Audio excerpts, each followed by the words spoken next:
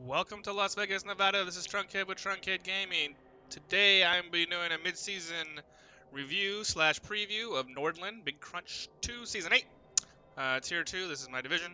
I needed a break from coding, so I'm just going to do this video real quick, kind of keep you guys updated. Yeah, it's not actually a game. So if you're here to watch a game, I have 150 other videos to watch. This is Nordland. This is where we're at right now. These are the standings. The teams. Start at the bottom here. Von Blitzers is Steph B. He is winless so far. 0-3-2. Chicken Fish right behind him. This is Martin Scorsese with his Boring Alerts. 1-1-3. This is Straw as me. Orc Blue Face, the Blue Face clan, Doohickey 1-2-3, which is super surprising. Look how low. He just played a game against Ravers just before this video completing. He took it on the chin there. Lizardman Reptile Dysfunction for Paradox at 1-2-2. Doctor Strangebeard Larkstar 1-3-1. Ravers Moonshiners 1-2-1-3. And then the Wood Elves followed by Nurgle Human Nurgle. Citrus Raiders Overload is 2-2-1. I managed to clip him the first game of the season. All of that talk on the forums, he talked about how terrible his team was and how they didn't deserve to be in the division and whatever. They seem to be doing pretty well after that first game. They're undefeated since then. And then my humans who have somehow got through and 2,000 TV, like that is ridiculous. It's a ridiculous amount of TV, highest in the league, and it's the humans, and that's after playing all three orcs and the Norse and one Nurgle. I played nothing but I played 4 AV9 teams, and then what the fucking Nurgle, and then St. Cloud, the two-time BC2 champion. He's on top, which surprises exactly no one. This is surprising seeing Doohickey down here on the bottom at 1580. I think a lot of people expected. He just came from Alt Dwarf. A lot of people were expecting him to go right back up, but he's having a rough season. I know that his dice weren't that great in my game, where I managed to slip by him, and then I think Raver said it's pretty similar. He had the same thing. Only 3 spots go up to Alt Dwarf, and then 4 go down. So that means only 3 spots stay. So everybody's trying to get into 1, 2, and 3. So far, St. Cloud and myself are looking like okay, but there's still a long way to go in this division. Let's check out Paradox, he of the AG4, or is it AG4 lizard, I think he has? AG3 lizard. This thing is sick. Looks like he had some treatment on the skanks. So he is down. He was at 1900 before the season started, so he has lost a bunch of skanks. I remember there was one game where he just got, I saw the scoreboard, he's got ruined on his kicks. But that's probably okay because he's carrying the majority of his team value in these nasty, nasty Saurus. Look at this. 1, 2, 3, 4 4 Mighty Blow. You never see 4 Mighty Blow on a Saurus team. They're really a control team at heart. And 2 Tackle. 1 and 3 Guard. Like, these are just nasty Saurus. And then look at this guy. Poppin' Bonehead. Poppin' Bonehead is a blodger. He's blodge firm guard. That is sick. I don't know what you're supposed to do against that guy. I have yet to play a Paradox, but I am not looking forward to it. This is like the nastiest big guy in the history. I'm kind of surprised he didn't go pro right here to re-roll those boneheads. You reduce your boneheads by 42%, so instead of 2.5 a game, you should average a little about 1 a game when you have pro. But the dodge makes it, if he doesn't want to roll it, he can just stick him on a body, and because he's got to stand firm, you have to pow him. This is sick. This is a sick piece right there. I am not looking forward to playing this team. You have 4 Mighty Blow on Strength 4 pieces. This is a pretty disgusting team, man. I expect him to do better. Doohickey of the Blue Face clan. He's had a rough season. It's been a surprisingly rough season, actually. I know that I hit him with a wizard that hurt him pretty bad. Looks like this guy, he got MNG. He got a bunch of MNGs. A bunch of MNGs against Ravers. AG for Strength 5 Black Orc. This guy is disgusting. I think this is just an MNG too. But how did you MNG a Strength 5 Black Orc? This guy is so awesome. He's like an ogre without bonehead. It's amazing. Yeah, I'm making this team. It's pretty gross. Looks like this is a niggle. This is a move bust. This is a niggle, and this is a move bust. Unless some of these are doubled up. Yeah, here's a niggle right there. So I'm kind of surprised this team isn't doing as well as it is. He's a little low TV this time, but he's going to bring 100, and he's going to bring 350 back. Um, come on once these guys get back. So I imagine he's got his team is too good, and he's too good of a coach that he'll have to rebound sooner or later. He can't go through a whole season that tough. Von B, more orcs. More. I am so happy to be done with my 3 orcs. All of them done. The Von Blitzers, I ended up tying Steph B, and I was fortunate to get the tie, I feel. Look at this. 1, 2, 3, 4, 5, 6, 7, 8 guard. You're not out guarding him. You're just not out guarding him. And then he's got 5 Mighty Blow to top it all off. And 2 Blodgers. This is just a sick team. Looking pretty good. What is this? Oh, it's a move bust. Oh, that's brutal. He's got a move bust and then the move allowance. So that piece is more expensive than he needs to be. He's I don't know if I covered that before or not. Is that move bust new? That's pretty brutal. So that makes him what is his move plus 40? 40 more than he needs to be. I mean, you're not gonna fire him because he's so good. I mean, you could fire him, I guess. He's got sure hands. That's pretty easy to rebuild. If he wanted to fire this guy, I would not quibble with it. I mean, yeah, he's got blodge, but he's bloaty right now because of this move bust and then the move thing. He could probably cut him down. And considering where he is in the standings, he's not going up for alt dwarf. I might fire this guy. Steph B, that would be my non-expert or expert opinion. Fire that guy and save some TV. Moonshiners, Ravers, this Talisker Claw, you have to handle this guy. I guess he just went off in the last game and just wrecked some people. Actually, no, we can go to this. This is a game that is just played, so we can check it out. SBP, Talisker Claw. So he got 2 injuries on Talisker Claw there. This team is no joke, I can tell you from experience. He's got a runner with a level here coming up, AGI, agility axis there. This wrestle wrestle tackle. Oh, he's got a sacking Olf. I think that's amazing. This Jack Daniels too. I made it a point to get this guy out of the way. He is so nasty. I'm not a big fan of Strength 4 on Pylon-ons because you don't want a valuable piece like that to be on the ground. But he protects him pretty well when he piles on, and you don't turn down Strength. So he's got to be a little more judicious with his Pylon than he did before. Now he's got to be a little more careful about it. Dirty player. He does have 2 Dauntless lineman, which I thought was odd, but it fits into this particular division really well with all the Strength 4 guys, all the Black Orcs, and all the Nurgle Warriors. St. Cloud, he is on top of the division with the referees. This is my very first game ever in BC2 was against St. Cloud's referees, and I happened to win that game 1-0 with my humans somehow. I can't. We play in the last game of the season, and I expect it to be a much different case by the time we get there. Look at this team. He is well equipped to go for every. He can play. He went for control. As we'll get to Overlordy a little bit. He's kind of a kill you coach, while St. Cloud is playing them in a kind of control way. 1, 2, 3, 4 guard. Everybody's got block all the way down except for his 1 sacker. He's got a ball carrier here who has hogged a bunch of SPP, which ball carriers have to do on Nurgle because they're the only ones that really score. So you can see he's got 60 SVP, and the rest of his Pestigores are kind of lagging behind. He needs to get this guy stripes and whistles some touchdowns. What is Ray's flag got? He's just an MNG. So yeah, you're not moving his defense. He's an excellent coach. I mean, clearly he's a 2-time BC2 winner. He excellent coach. He really positions these guys very well. And of course, a big guy with block. I think every big guy in this division has block at a minimum. It's crazy.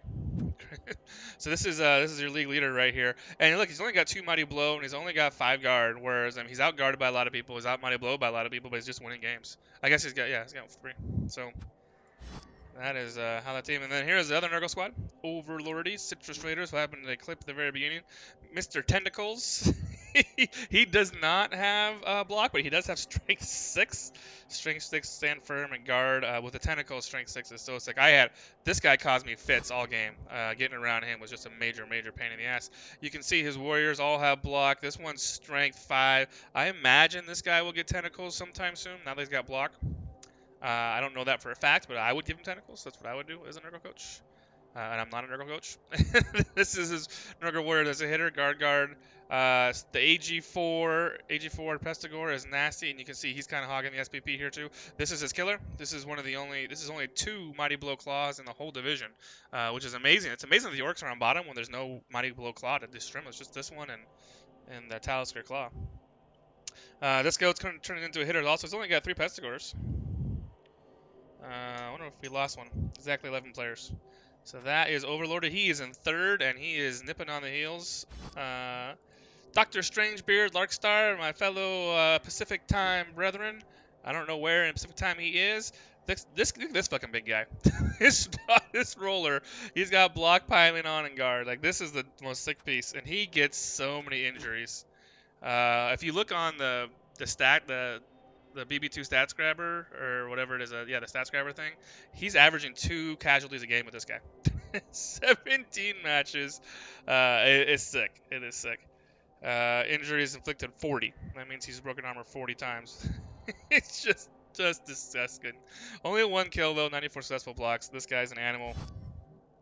I don't know. I actually play Larkstar tomorrow evening. I will not be streaming that one. Maybe I'll do the replay, but games that I play at night, I usually don't stream.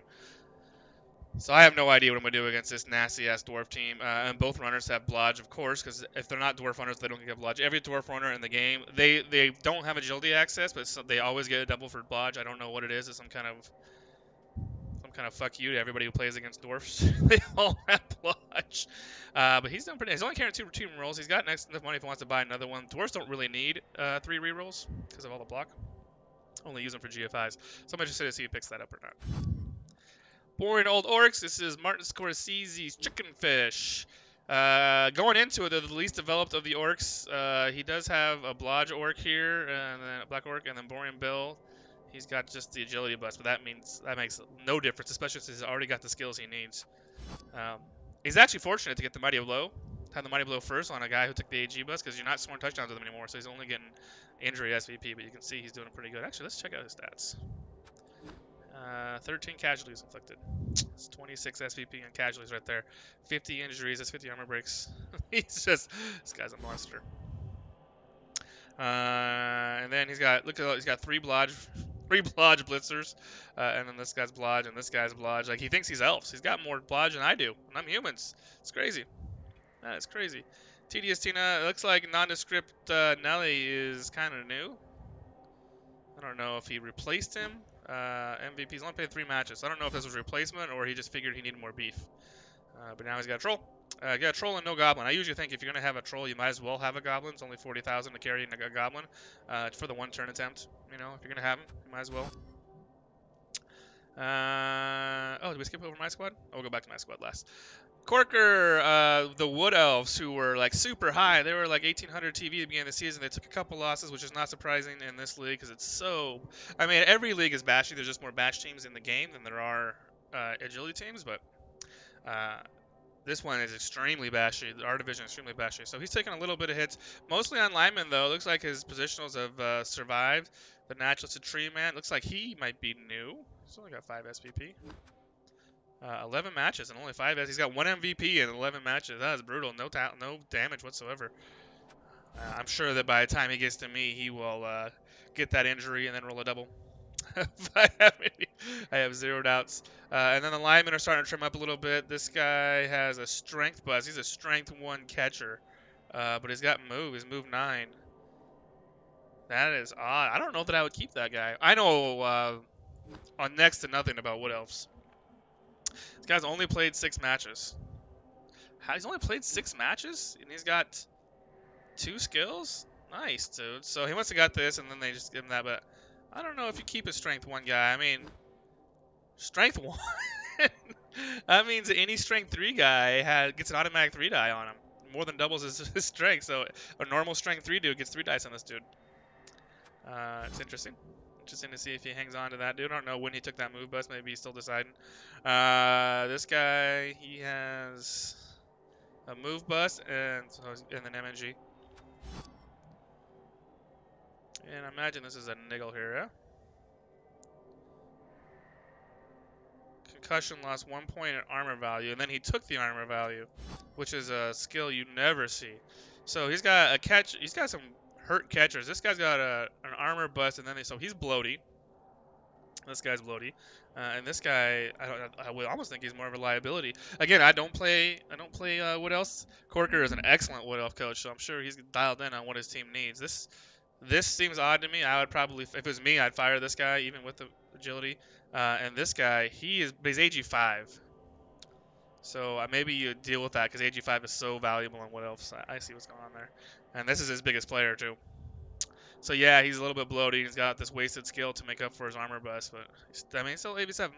So that is the Wood Elves, and then this is the Mighty Nevermind, who is undefeated this season so far with their 2K fucking team value, which is disgusting. Lithium finally got Blodge Firm, so he's doing okay.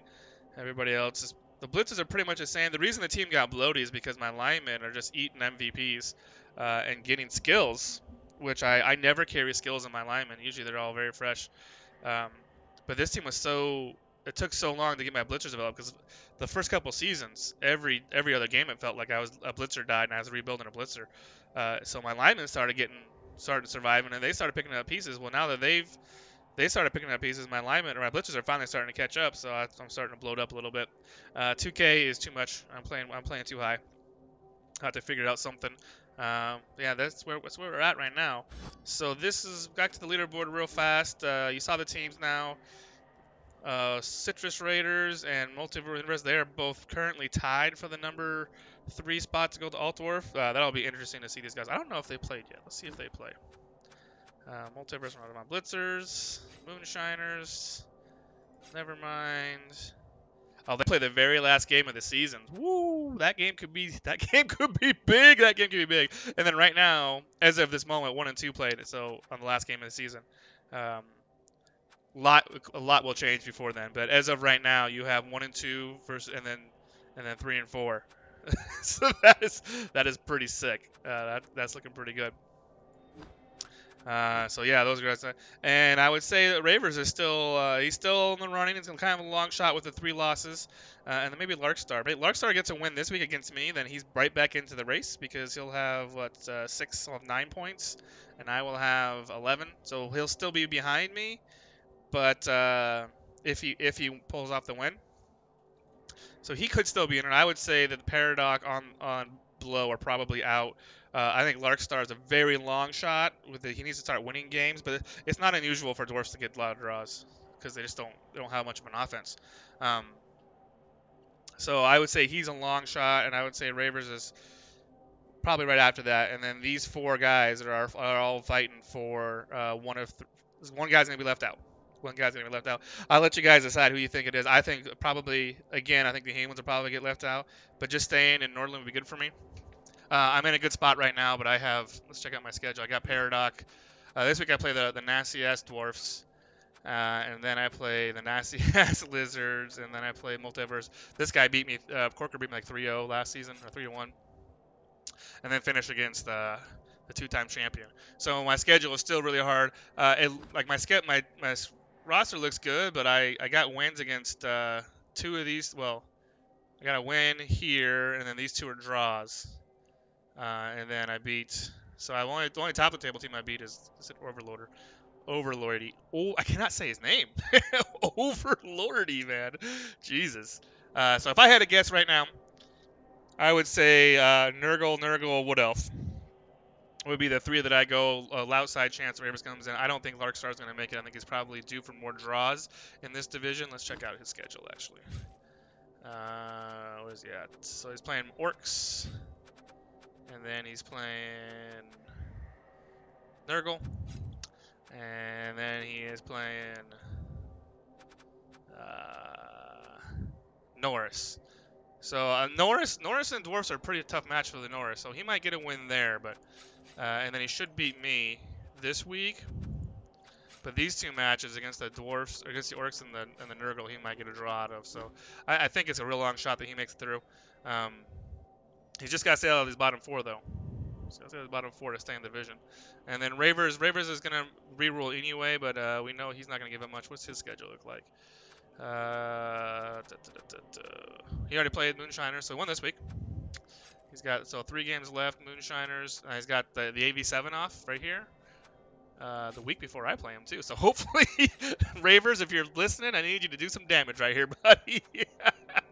And then he's got This is going to be a tough game for him. He's got a lot of Dauntless, but that is so much Mighty Blow on those reptiles, on those lizards. And then he finishes up against orcs, or dwarfs, yeah. So he might have a long shot. So yeah, I think it's going to come down to these four. My pick as of this moment would be probably St. Cloud, Overlordy, and then Corker. That's how I'm going to say it. Feel free to leave comments below. Oh, Lester, CC, my volume might be low. It's just, it is what it is. So that is Nordland Big Crunch 2 Season 8 mid-season review. I just needed a break from what I was doing, so I felt like this was a good time to do this. If you guys have any questions or any comments and you have a different prediction of how it's going to go ahead and send me an email, post in the comments on this video, or I'm going to post this in the BC2 on the Nordland board so you can make your comments there. Thanks, guys, for watching. Thank you to the 84 subscribers now. 84, brothers. See ya!